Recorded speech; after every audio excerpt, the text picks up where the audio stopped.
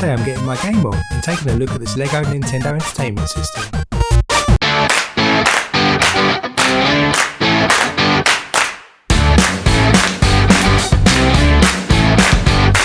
Hey guys, and welcome to Brick Talk TV. Terry here, and in today's episode we're going to be taking a look at this LEGO Nintendo Entertainment System, or NES. This set was released back in 2020, and after first hesitating to purchase this set, I decided earlier in the year to take the plunge.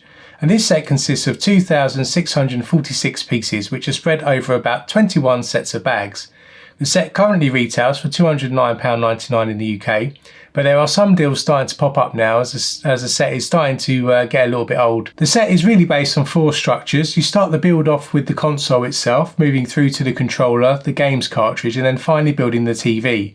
There are some stickers in the set, but they are mainly used on the games cartridge and the back of the TV. All the control details are actually printed tiles, as well as the controls on the TV itself. You can also add the Super Mario figure onto the TV to get a bonus interaction, and I did purchase a Mario on its own off of Bricklink for this set, so I'll show you how it works at the end of the video. I also did 2 live streams of building this set, so if you're interested in a more detailed view of the build experience, I'll stick a card up here and I'll put a link in the description below to the first stream, as there are 2 streams that did the first part, which were the console, controller and the cartridge, and the second part of the stream, which is the TV itself. Links are all in the description below. So let's take a closer look now at the actual set itself. So here's the actual set all complete and all of the different elements coming together. And what we'll do is I'll start walking through the actual console, then I'll show you the controller and the cartridge, and then the TV in action. So what I'm going to do is I'm going to put the other parts just to the side for a second, and then I'll show you how they all work together in a second. So let's just move this out the way. So this is the games console. It should be sort of instantly recognisable to most people. This obviously dates back to the 80s when the games console first came out. And actually, as a person, I didn't really actually own one of these until later in life, when I actually purchased it off eBay, I think, in 2000 and something, where I started to play some of the games. I was actually more of a Super Nintendo game console owner. So that's probably the reason why I actually hesitated to purchase this in the first place, because it wasn't quite resonating with me in my childhood as the Super Nintendo would have done, and maybe LEGO will release one of those in the future, who knows. But back to this build, looking at it you think, oh, it's just going to be a boring old grey box to build. But actually the detail as you build through this and start building up from the base upwards is actually really clever. There's a mechanism inside to allow you to put the cartridge in, like you would have done in the games console, let it lay flat and eject it so it pops back up. There is an Easter egg inside of this set as well, so you can see a little platform that Mario would have used in the game. And there's some interesting techniques in the way that they've used some of the Lego bricks in order to get some of the port entrances that you would be familiar with, and also the printed tiles. So if you take a look at the front to start with, you've got some nice printed bricks and tiles on the front here, just to give you the actual Nintendo Entertainment System name itself on the front of the console. You've got the power and the reset button, of which I'm sure many of you use them many a time, and these are actually printed tiles as well. You've got this little transparent brick at the front here, just where the light would have been to signal that the console was on. They've got the 2 game controller ports over here. Again, you've got a printed brick on top here for the number 1 and number 2, but the actual connections for the console are actually using a couple of clips on each side, so you can clip the console controllers into this place here. On this side of the console, you've just got a couple of indents which were part of the games console itself. I think these were just mainly structural things that the console had for some particular reason. I'm not too sure, but that's kind of what you expect. Yes, around the back here, you've got a port here ready to put the power lead in and some other attachments in like that. Then as you come around on this side here, you've got the 2 ports which you would have plugged into your TV for the video and for the audio to go through the TV. I'm sure many of you used to attach those, and maybe you were even lucky enough to have one of those TV console switches you just stick in the back of the TV, so you didn't have to keep unplugging the TV aerial versus the Nintendo Entertainment aerial. You've got this little indent again for the structure, and that's kind of what the around the edges look like. In terms of the top, you've got this grill here, which I think in the old days was used for ventilation for the games console, to keep it reasonable temperature. This front bit opens up as you would imagine, which is where you used to put the games consoles in. And this is a really nice construction that they've got going on here, just to recreate how the games console would have been. And this is the bit where you will stick the games console cartridge in, and we'll show you that in a second. You can actually lift up this middle piece here, and you can actually see inside. So this is the mechanism itself that's used to capture the cartridge. And there's a whole load of different bricks and builds going on here to form the structure and to enable this mechanism as well. And I'll show you that in more detail when we get the cartridge out. If we flip back round to this side, this is actually where the Easter egg is. So you can see this part just pops up, and you can see here, this is just a little nod to the actual platform Mario game. You can see little Mario down there, and these are the little pipes and the little platforms that you'll be jumping along. And that's a nice little Easter egg. And I think a couple of builders actually didn't realise that this was what it was when they were building it. But it's a nice little hidden feature of the set. So this part of the build probably takes you, I think it's about the first 8 bags to build. So there's quite a few bits to it. But at the end of it, I think you're left with a really realistic looking games console. Obviously it's not the same size as the console, it's slightly smaller. But in terms of the features and the way they've used the brick to just recreate the whole console is really good. So what I'll show you now is I'll show you the cartridge, because then I can show you how the console works. So this is the cartridge. Again, it's brick built, so you can see on the back here all the layers of plates and tiles that have gone into it. You do need a steady hand, because here's a couple of stickers that you do need to stick on. So just be mindful of that when you're going about it. I think I did an okay job. Yeah, actually did a pretty good job, I think, all in all. And you can see they have actually recreated how the games cartridges used to look. It's a shame that the back is still got plates on, but I suppose you won't really see that once it's in the console. So if I show you, if I lift this up, you would just slot this in as you used to do in the old days. Obviously you'd have to blow the end to make sure there's no dust accumulated, which people forget nowadays. And then what we'll do is, if I can see it, we'll just slot the games console into the slot provided, and in the old days you used to just push it down like that to engage and put the lid back down.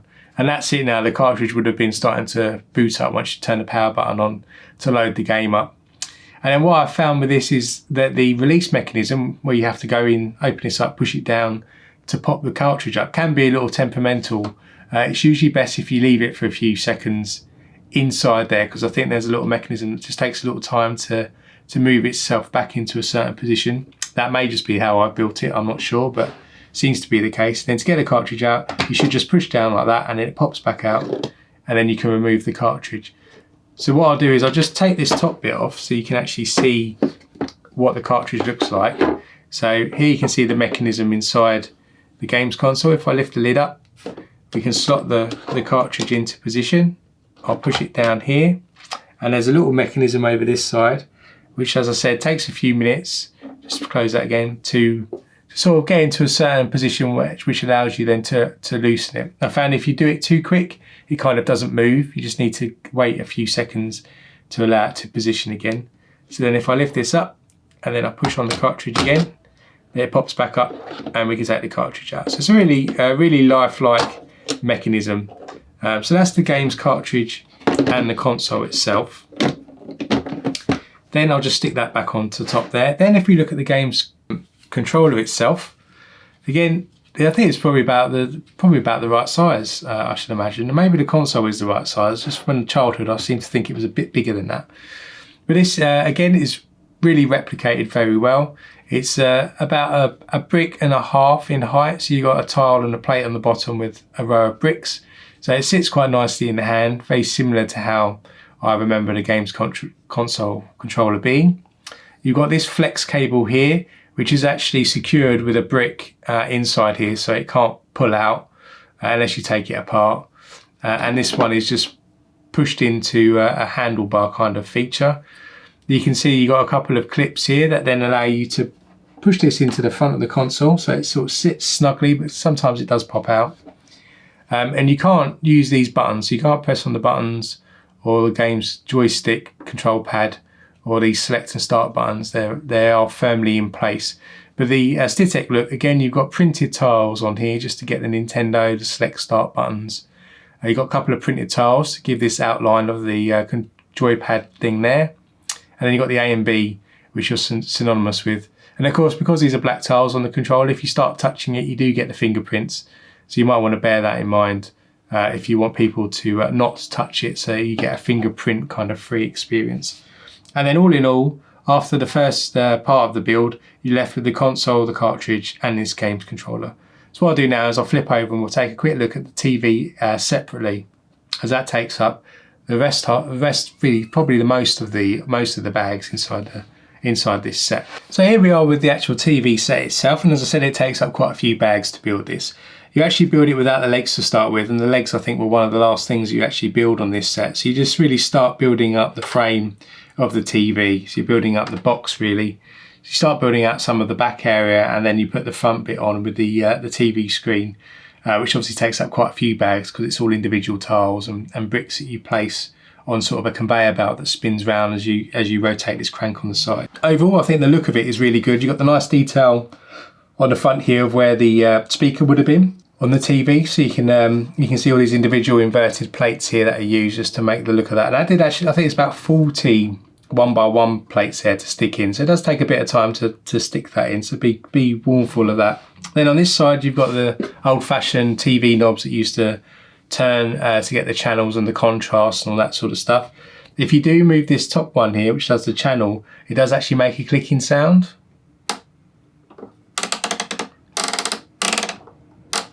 So hopefully you can hear there, which was actually quite similar to how the old TVs used to work with the Bakelite buttons. You've got a couple of printed tiles here as well, just to have the channel number here to say it's a colour TV as well, because you've got the colour icons. And then you've got the different controllers. You've got the volume icon, brightness, and the contrast buttons there as well. And then you've got a couple of other buttons there with some prints on. So that's the front of the TV, and it's got a nice sort of curved front to it. Does look very similar to how the old TVs used to look. And then on the back, if we flip this round, you can see they have put the extra detail into the back here. You've got this aerial which clips in, which you can position quite nicely as it's on a nice joint here that clips into position. So it's nice to get the aerial up there. You can see this big area on the back, which was all the old TVs. Kids today that have the flat screen TVs aren't aware of how these old TVs used to be quite big at the back. And actually this one probably could be a little bit bigger, but it does look very good and very accurate. You've got another sticker here which you have to stick on just to give the warning labels for the TV. And then you've got the power cable here which would go in, which I think is done with a sort of a barrel piece behind the scenes. And then you've got the volume and the video in. So this is where you would have plugged in your games console into the TV so that you can get it displayed. You can see that there's some nice grills here as well. So this would be vents for the TV to make sure it stays cool. And then on the bottom you've got these nice legs which actually aren't stuck, so you can actually lift the TV off like this. It just rests on this frame here, and as I said, this is some of the last bits you build. So you've got some nice sort of brown looking legs in there, medium nugget there, just for your TV to rest upon. Now, something you do need to be mindful of is that the legs aren't actually attached to the TV itself. You actually, when you're building it, you do build some pieces on the actual TV and the stand, so it has to line up in order to be in position. So now it's in position, you see it won't slide off, but if you lift it, it will leave the legs behind. So that's just worth bearing in mind. And then as you'll see on the live stream, if you want to check it out, again, I'll stick a card up here in the second part of the live stream. You see how this is built up, so that this is on a conveyor belt that will spin round like this behind the scenes. And so you're building up individual tiles to recreate the scene here of Mario. Inside, obviously, you've got a Mario printed tile as well. So you can see our hero here, and he'll just jump up and down as he hits these bricks as we rotate it. So let me just give it a go so you can see what it looks like. So you can see that he moves he's quite happy to hit the bricks, and it gives that idea that he's moving along. You will notice on the scenery that there's quite a lot of detail in terms of printed bricks for question mark boxes and stars and the bad guys that are trying to get him. And these are all printed, the pipe as well, so you've got no stickers here, so it's a really nice build. And of course you can probably adapt this to any sort of level that you want as well, if you wanted to, if you were brave enough to have a go yourself. And that's kind of the TV as it moves along, which is quite fun. And then you can, of course, as I said earlier in the video, you can attach Mario himself. So if you've bought any of the Mario starter set and got a Mario minifigure yourself, or electronic figure, you can actually attach him to this and he will actually interact with the console. And what you do is, on the top here, there's a plate with 4 by sort of 12 reddish brown plate. And if we take it off, and this did actually take me a while to figure out that this is how you connected him. So I just want to take this this plate off here, and then if I just put this one back on there, if I expose this top piece here, what you'll be able to see is that there is a little barcode tile that you stick in and during the construction of the top of the TV, where Mario can read and actually know that he's sat on top of the TV. So what we'll do is we'll just get Mario, here he is, and I'll just make sure I've got my mobile phone, because you do need to have the app on in order for Mario to work. So app's loading up, I'll just turn Mario on. Lego Mario time. Here we go, he's just waking up. And what you do, hopefully this will work, is we just stick him, there you go.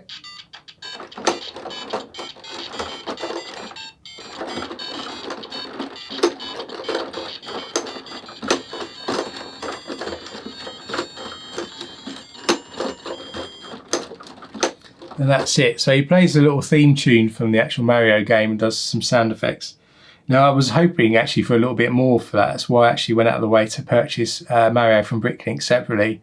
But sadly that's all the interaction that you get from Mario on this set, at least at the moment anyway. Probably would have been nice if there was a bit more to it, or he played the theme tune for a little bit longer. It's only, I think it's less than 30 seconds that he actually makes a noise for. And that's kind of all you get out of him with this. With this interaction. So if you've got Mario already because you've got the starter set, then do stick him on because it is a bit of fun. But if you haven't got Mario and you don't intend to buy him, I wouldn't purchase him for the sake for this set, because that's all you get from the experience of adding him to the top. What I will do is I'll just say goodbye to Mario, everybody. See you later. See ya. So Mario's going to go off. What I'll do is I just wanted to take the tops off of this as well, just to show you the mechanism working. So these are just sort of standard big plates you get these days. And then what you can see is if I rotate this now, you can just see how this sort of conveyor belt moves along on its side. And there's some Technic conveyor belt pieces here that are just spinning on a mechanism that you build up through the later bags. And that's kind of how it works there. So it's just quite interesting just to see the mechanics and how the Lego designers have translated these ideas into actual moving interactions, which is great to see. So overall, after being a little hesitant about this set, I can safely say that the build experience converted me. I really enjoyed the build overall. It brought to life something that was part of the culture of my childhood, and it really captivated me with the added detail of the Easter egg inside the console, and the actual techniques used to bring the controller and the TV screen to life were great. They certainly kept me engaged throughout the build. The only downside for me was the interaction that the Mario figure actually offered. After going to the effort of actually buying it separately, I was hoping for a bit more interaction than was actually delivered. So it was a little bit of a waste for me, but it does look great on the display. Also, the Super Nintendo or the SNES was a console I had as a child, rather than this NES that I mentioned earlier. So I think that had Lego converted the SNES into a Lego model, then I probably would have been more proactive around purchasing this from the get-go rather than being a bit hesitant. But overall, I'm glad I changed my mind and actually went out of the way to purchase this set in the end. And I think what I'm going to do now is put this into the display behind me, because I think it just adds a really great level of interest and just kind of looks really good displayed on any shelf. So if you like the Mario culture and you like gaming, then I think this set is certainly one for you. So overall, I hope you found this video interesting. If you did, do hit that like button as it helps the channel grow, and be sure to hit that subscribe button with the bell notification turned on to be notified about future reviews from the 18+ range. And until next time, stay safe and I'll see you then.